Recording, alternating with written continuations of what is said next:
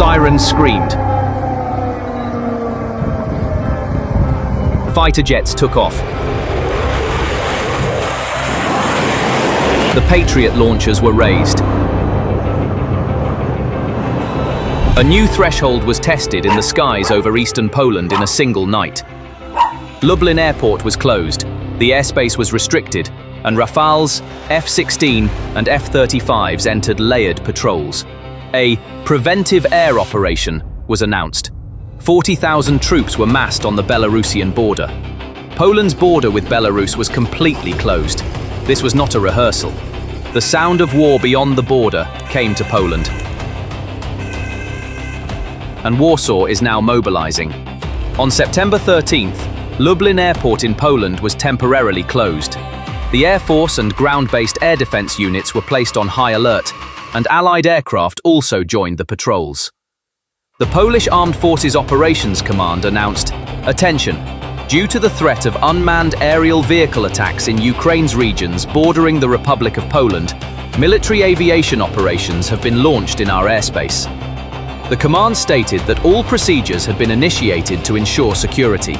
In particular, while Polish and Allied aircraft were operating in the country's airspace, ground-based air defense and radar reconnaissance systems were placed on high alert.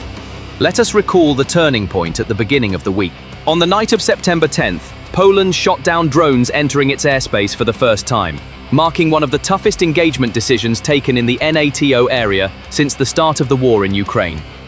During this operation, Polish F-16, Dutch F-35, Italian AWACS surveillance aircraft, and NATO tankers came together in the same picture. Prime Minister Donald Tusk said this was a crisis requiring Allied consultation under Article 4 of the NATO treaty. In other words, it was seen not just as a border incident, but as a deliberate test of alliance security. The Russian side claimed it was not targeting anyone. However, Poland clearly announced that it had engaged targets it considered a threat. Look, this detail is critical. Poland made the alliance's threshold of acceptance of punishment visible with its engagement directly over its own airspace. The ensuing 3 days brought the preemptive air operation on the morning of September 13th. The Polish Air Navigation Agency declared air traffic restrictions for Lublin. Air raid warnings were announced in areas put on alert across the country. The operation lasted about 2 hours. Once it was over, the high alert was lowered, but the message remained. Even if the drone threat is in neighboring airspace, Poland is now routinely preparing for massive takeoffs and multi-layered air defense. Resuming from the Polish Armed Forces Operations Command, reported that they were monitoring the current situation and that subordinate units and vehicles were fully prepared for emergency intervention. Polish Prime Minister Donald Tusk also confirmed that Polish and Allied aviation had launched preventive operations in the country due to the presence of Russian unmanned aerial vehicles near Poland. "Our land-based air defense forces have been placed on high alert," he wrote. It should be noted that Russian occupiers' UAVs were recorded in western Ukraine this afternoon, resulting in an alarm being raised. The alarm is currently ongoing in the Volyn region. This package proved that the violations in previous days were not mistakes. In the preemptive window, the rule of engagement for ground-based air defense elements was strictly enforced. The "every contact is an engagement" reflex with expensive interceptors against cheap targets was avoided. But the engagement authority was kept ready. Poland's Lublin-Rzeszów axis is not an ordinary airspace. It is the nerve center of the Ukrainian supply corridor. In the September 10th incident, a high-level military source said that at least 5 drones were detected flying in the direction of Rzeszów. Proving this claim is a separate issue. However, if the key node of alliance logistics was targeted, this alone would change NATO's reaction doctrine. Rzeszów is the main destination for the air-land bridge. Restrictions around Lublin should also be read as a cordon sanitaire in this context. As the risk increases, the windows in the aerial picture are brought forward and patrol intensity is increased. The addition of France's Rafale contribution to this framework was noteworthy. In fact, this was one of the practical applications of Article 4. Paris announced that it had sent 3 Rafale fighter jets to Poland for air policing and airspace protection duties. So, while air policing here is a NATO mission, The individual airspace protection duty is an action taken after the Article 4 decision. France's decision sends a message of not just condemnation, but action. When the Rafales enter the common picture via AESA radar, self-protection pods, and data link, task sharing with the F-16 and F-35 becomes more meaningful. So, why are the Rafales important? And what difference do the Eurofighters make? Speed and radar capability alone are not sufficient for low-speed target separation. The real difference emerges within the network. With AESA radar, self-protection pods, and Link 16/22 data links, each sortie is not just a fighter, but a sensor node.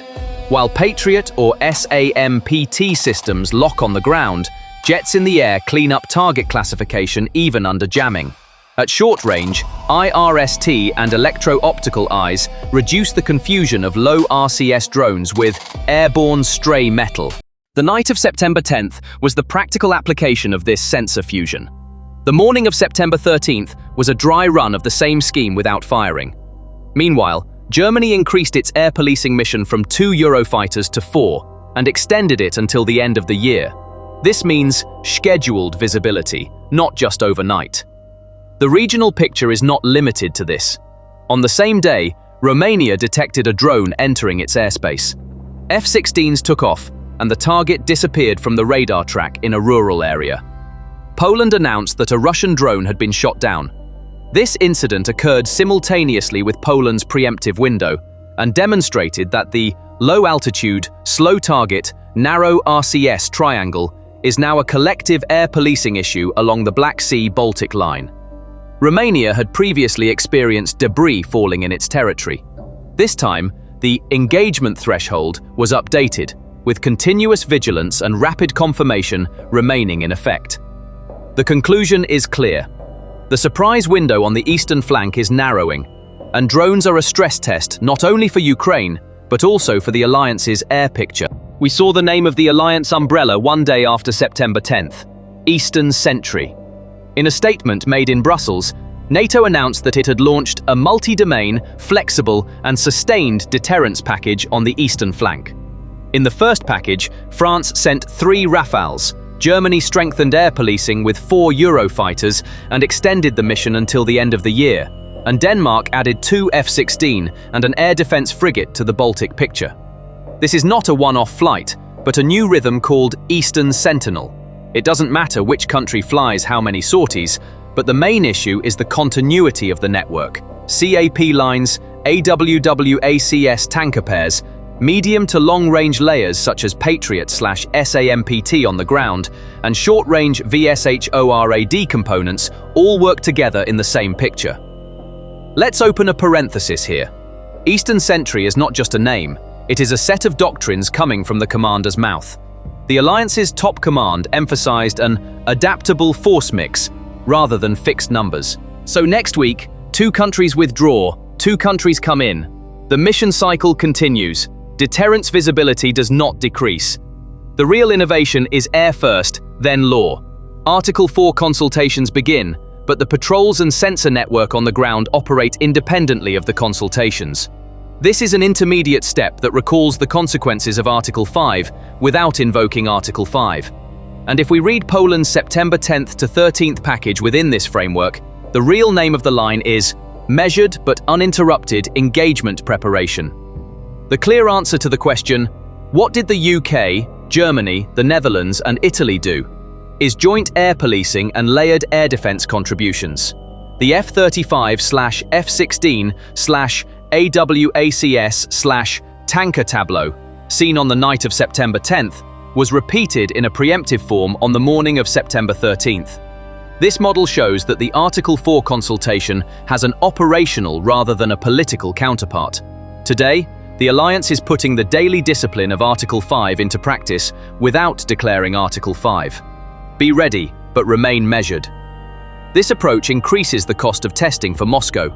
It lowers the voice of the exercises on the Belarusian line. The question, where is the US, is always on the table in this equation. There are still about 100,000 American troops stationed in Europe. This level is maintained with plus-minus rotations. This is not just a number, but the fabric of a nerve network. Air refueling, AWACS missions, ammunition and spare parts logistics, port railway hubs. All of this is the invisible side of this presence. Two visible signs complete the picture. The first is the return of the B-52s to RAF Fairford. The package under Cobra Warrior was not directly declared a response to the Polish violation, but its timing coincides with the high visibility line. The second is the presence of the USS Gerald R. Ford in the North Sea and the Norwegian Sea. The carrier group made a port visit to Oslo while working on air-sea integration at high latitudes. Both say this: if there is an air and sea buildup on the eastern flank, it is within an expanded support window from the Atlantic. This is not a threat, it is a reminder. What if it happens again? The probability of a third recurrence is not low. In a renewed attempt, the engagement threshold would be lower. Hot, dry radar windows and passive networks would operate faster. Civil aviation would be rerouted. Airport closure windows would be short, but planned more frequently. Search and scan at the land border and cargo traffic control become permanent. Hybrid pressure channels, illegal crossing, sabotage of fixed lines, via Belarus are tracked in a separate file. On the alliance side, cybersecurity and information pollution are treated as part of the air picture, because part of the risk of false alarms and false shots is due to fake content. Therefore, the verification chain is not just a matter of sensors, but of communication. On the diplomatic axis, the emphasis on Article 4 continues. Consultations held after September 10th imply that a repeat would trigger the implementation of a tougher profile. Article 5 is not a button. It involves political decisions and various applications. Today's practice is to operate daily deterrence layers beyond Article 5. This is why the preventive air operation window is valuable, sending a message not with a single shot, but with hourly visibility. The recipient of this message is clear, but the messenger is not just one capital, but all allies. The land threshold also hardened around the same time. Citing the GBAD 2025 exercises, the Poland-Belarus border was completely closed and made indefinite with the phrase, "until further notice." Warsaw deployed 40,000 troops to its eastern border, one of the largest single troop movements eastward since the Cold War. Border guards and mechanized units, along with concrete steel barriers and electronic surveillance systems, are weaving a silent shield around the Suwałki corridor. Minsk and Moscow are keeping their repertoire of pressure tactics broad, including Suwałki corridor scenarios. Russia demanded that Poland immediately open its checkpoints on the Polish-Belarusian border. Russian Foreign Ministry spokeswoman Maria Zakharova said the decision to close the checkpoint was destructive and would cause serious damage to Poland. Poland's 40,000-strong curtain is not just a number, it is a logistical and administrative plan. As heavy vehicle traffic increases in the Germany-Poland corridor, passive protection is rising at train/highway junctions. This economy of preparedness shows that a one-night event at the border has turned into a multi-year security agenda. The goal is to thwart grey zone provocations through administrative military cooperation. Does closing the gates hurt trade? Yes. So, does it increase the cost of hybrid pressure? Absolutely. The Kremlin called this step destructive. The demand remains the same: open immediately. Warsaw's response is that security comes first. At this stage, the border is not just a line, it is the administrative arm of deterrence. Let there be no blind spot. This is not a declaration of war, but it is a measured and collective response to the deliberate transfer of the side effects of war into NATO territory. The outcome of one night determines the reflexes of years. Today, Rafale F-35 F-16 are in the same window. Tomorrow, E-3, E-7 and tanker threshold windows may become even more frequent. Closed doors at the land border, preventive patrols in the airspace, Ornis and coastal batteries at sea. All are parts of the same sentence. There is no room for surprises on the eastern flank. Does this go to Article 5?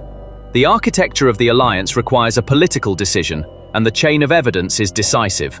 The line established today is an interim solution that keeps Article 5 on the table while calming the field. There is a discipline in the eastern flank that operates on the principle of reduce surprise, shorten reaction. This is not a one-night rage, but a sustainable alarm system. Warsaw's statement that we are at the closest point since World War II is therefore not an exaggeration.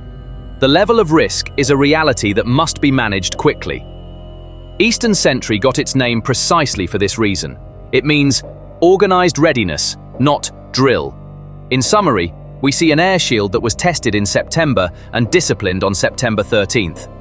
Poland is acting on the basis of Article 4 with the discipline of Article 5.